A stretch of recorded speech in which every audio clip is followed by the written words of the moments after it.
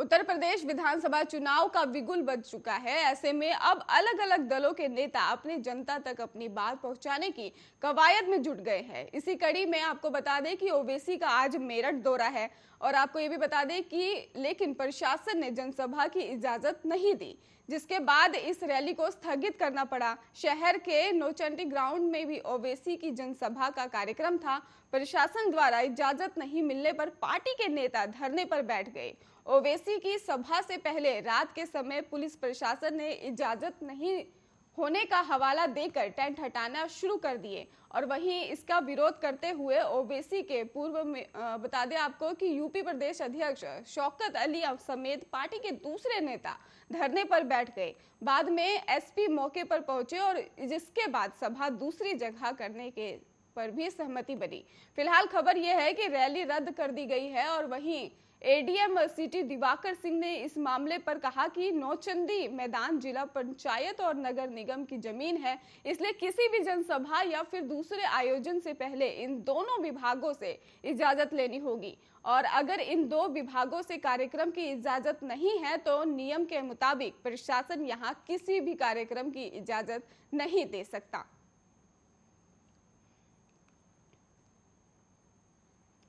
सपा सरकार में मंत्री रहे गायत्री प्रसाद प्रजापति को उम्र कैद की सजा सुनाई गई है और गैंगरेप मामले में गायत्री प्रजापति को आजीवन कारावास की सजा सुनाई गई है। गायत्री के साथ आशीष शुक्ला और अशोक तिवारी को भी आजीवन कारावास की सजा सुनाई गई है। इसके साथ कोर्ट ने 2 लाख रुपए का जुर्माना भी लगाया है। सपा सरकार में कैबिनेट मंत्री रहे गायत्री प्रसाद प्रजापति को एमएलए कोर्ट ने गैंगरेप के मामले में दोषी करार दिया था। गायत्री के साथ 2 अन्य आरोपी आशीष शुक्ला और अशोक तिवारी भी दोषी पाए गए थे, जबकि 4 आरोपियों को कोर्ट ने बरी कर दिया। चित्रकूट की महिला ने साल 2016 में तत्कालीन कैबिनेट मंत्री गायत्री प्रसाद प्रजापति और उनके सहयोगियों पर गैंगरेप का आरोप लगाते हुए पुलिस अधिकारियों से शिकायत की थी। पीड़िता का कहना था कि खनन मंत्री रहे गायत्री प्रसाद प्रजापति ने उन्हें खनन के पट्टे दिलाने का झांसा देकर गौतमपल्ली स्थित आवास बुलाकर कई बार रेप किया।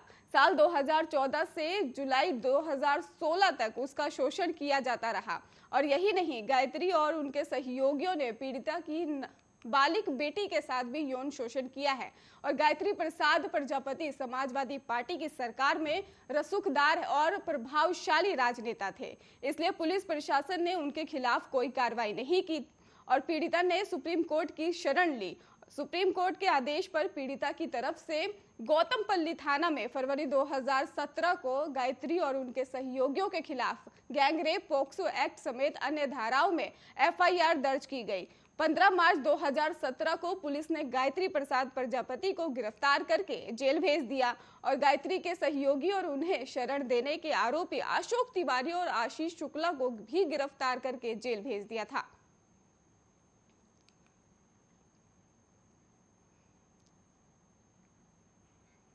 ताजा ट्रेपेजियम जोन में दिवाली के बाद से हवा की गुणवत्ता बेहद खराब और गंभीर श्रेणी में बनी हुई है। देश के प्रदूषित शहरों में दिल्ली के साथ वृंदावन चौथे नंबर पर रहा, जहां पर आपको बता दें कि एयर क्वालिटी इंडेक्स 471 दर्ज किया गया है और वृंदावन में भी आपको बता दें कि वहां पर मौसम जो है वहां प्रदूषण बढ़ता ही जा रहा है, जिससे लोगों को परेशानी हो रही है। यमुना के जहरीले पानी के चलते ही शुक्रवार को बीराघाट में भी सैकड़ों मछलियां मर गई और सुबह परिक्रमार्थी जब यमुना स्नान के लिए पहुंचे तो इसका पता चला।